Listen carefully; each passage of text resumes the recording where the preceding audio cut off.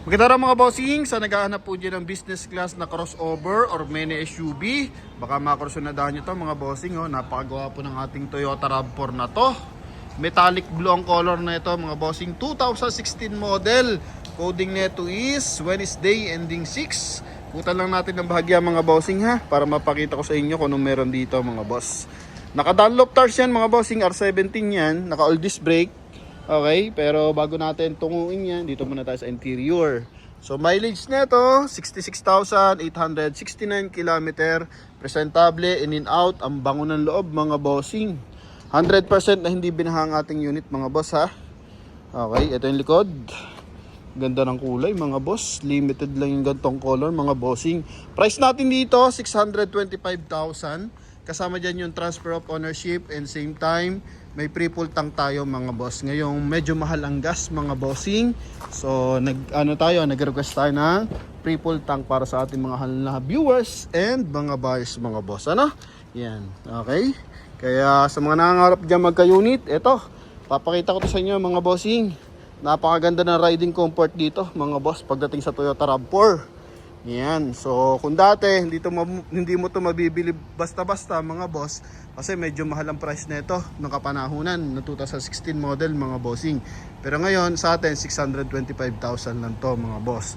So ang bumibili lang nito dati mga bossing, mga business class, mga nasa malalaking company. Yan, so mga staff ng kumpanya na matataas ang sweldo mga bossing kasi nga medyo mahal ang presyo nito mga boss. Pero ngayon, yung mga nasa middle class, mga nangangarap magkakotse, ito pwede nito sa inyo mga bossing. Ano po? Yan, so front area muna tayo. So bakit maganda to? Naka-projector headlight, tapos naka-chrome yung kanyang pinaka-housing connected dito sa kanyang front grille mga boss.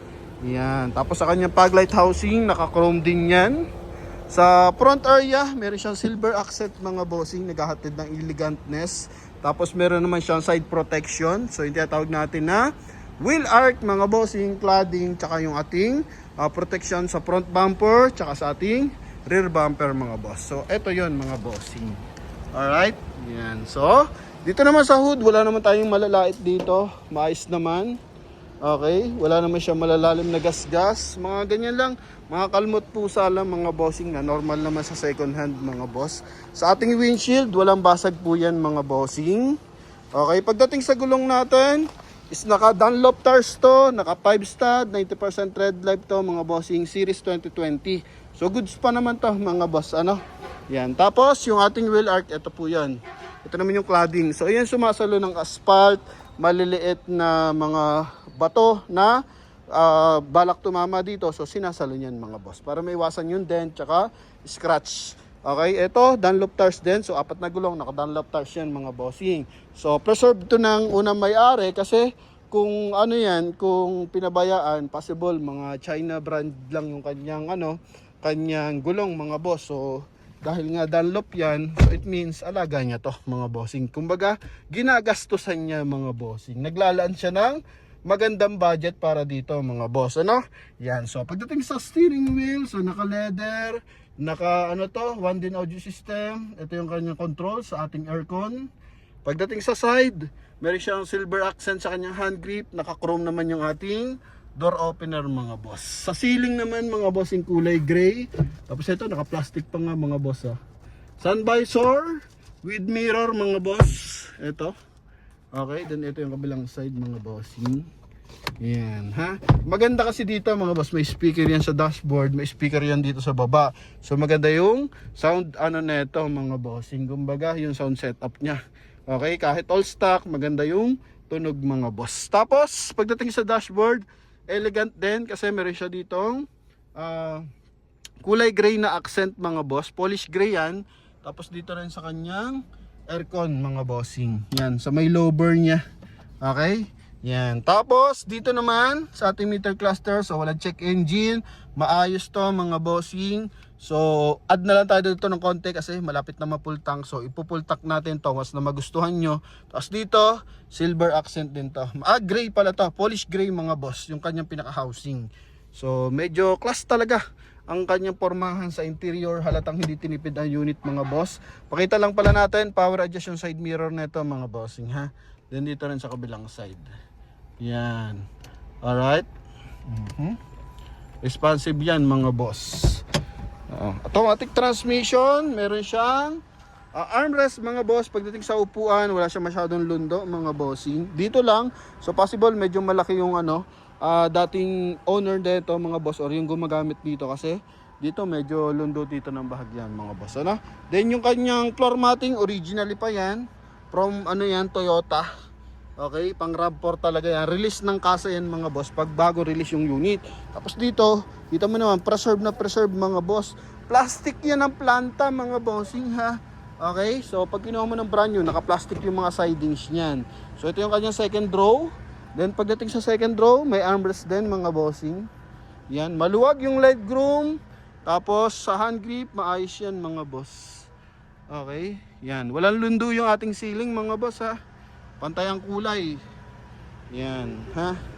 Then dito sa likuran, pinaka-concern ko lang dito, sakit naman to ng Forester, na RAV4, yun nagmo-moist. Pero sinabi ko lang to sa dealer para at least malisin yung kanyang moist dito. So ipapalinis natin yan mga boss. Papabuksan natin tong dalawang to mga boss, no? Yan. So normal yan sa mga crossover. Okay, sa mga Forester lalo, mas maraming ganyan lumalabas mga bossing. Ito naman yung likod niyan mga boss. Napakaluwag ng trunk compartment. Okay, tapos yung kanyang spare tire mga bossing. Ito may himulmul pa, may linya pa mga boss 'Di ba? Bagong-bago ang kanyang spare tire mga boss. Tapos may kita mo na hindi talaga masyadong gamit yung ating unit mga bossing. Tingnan mo naman kung gaano kalinis 'yan. Alright, although na detail na 'yan, pero iba yung preserve kapag talaga malinis yung sasakyan mga boss. Maayos yung mga hydraulic assist. Dito lang, pakita natin. Ito, hindi na to pansin mga bossing ha. By dimple na maliliit, pero siyempre, dineclare pa rin natin para sa mga mahal natin viewers and buyers. Okay? 4 ang sensor pala na ito mga boss sa likuran. 1, 2, 3, 4. So, once na umatras tayo, nadedetect ng ating driver kasi meron tayong sensor mga boss, no? Yan. So, sa side na cladding, maayos naman mga boss. Lahat ng window natin, Toyota yan mga bossing. Ito yung kabilang side. Alright. Ito naman yung kabilang side sa front passenger. Yan. Ito yung armrest niya. Okay. Yan mga bossing. Ha? Makina na ito, 2.5 liters na gasoline engine. Okay. Yan. Maayos. Pakita natin syempre yung kanyang engine bay mga boss. So hindi naman pwedeng exterior lang yung makinis, interior lang yung makinis. Dapat pati yung kanyang engine bay talaga namang kalidad mga boss, no? Awa naman ng Diyos sa dami natin na release na unit, wala pa naman tumitirik mga bossing, no? Yan, talagang lahat tayo kung yung kondisyon natin yan, check natin yung mga makina, kahit nga mga fast brake minsan, hindi pa rin tayo napapahiya mga boss. Okay, so ito yung kanyang engine bay mga bossing. Ito yung kanyang battery.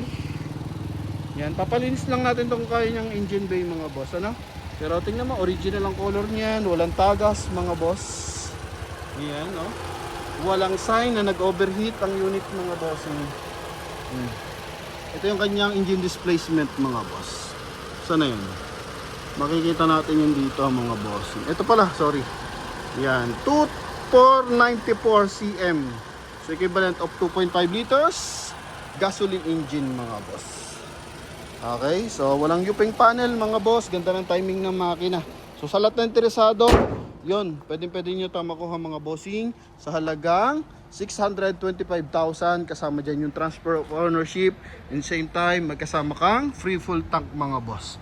So kahit sang angulo mo tingnan to mga boss, napakakisig na ito mga bossing, Yan Kuta natin ang bahagya mga boss naka-spoiler pa yan mga bossing. Naka-conduction sticker yan harap at likod mga boss. LED tong ilaw na to, papakita natin mga bossing. Total nandito na rin man tayo, hazard na natin mga boss. Okay. Ito yung switch ng ilaw. Yan. Ito mga bossing. 'Di ba? Ganda ng combination color. Parang mata ng agila mga boss. Yan ha. Maayos to mga bossing, na test drive ko na. Ito, goods na goods to mga boss. Projector ang headlight niyan, walang kalampag. Then maayos ang aircon. Walang delay sa transmission mga bossing. So yun lang mga boss, sa lahat na nagkaka-interest dito, tawag na mga bossing. And kung hindi ka pa nakapag-subscribe sa ating channel, mag-subscribe ka na pati sa ating Facebook page mga bossing, no? So lagi tayo nagpapatransfer of ownership mga bossing. Kahit nagkakatukuran na minsan sa presyo, nire-request ko pa rin sa buyer, pinapakusapan ko pa rin mga bossing, kailangan natin i-transfer yan mga boss, ano? Kasi sa panahon ngayon, ang daming yung iba nagre-request ng mga duplicate CR bago ibenta mga boss. So kung ka lang, magpapa deed of sale ka lang or open deed of sale mga bossing, baka yung hawak mong papeles hindi original yon. Baka mas may latest pa doon mga boss, no?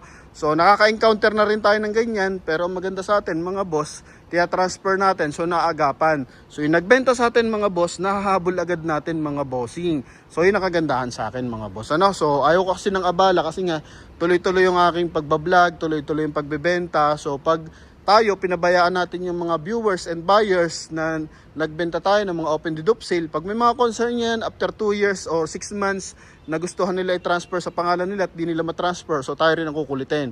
Kaya tayo, ginagawa ko ng paraan para matransfer sa pangalan nyo, para ma-check natin kung may mga sabit yung papeles ng ating binibentang unit mga boss. Ano? So yun lamang mga bossing, maraming salamat mga boss. Ano? Thank you very much. Bye-bye.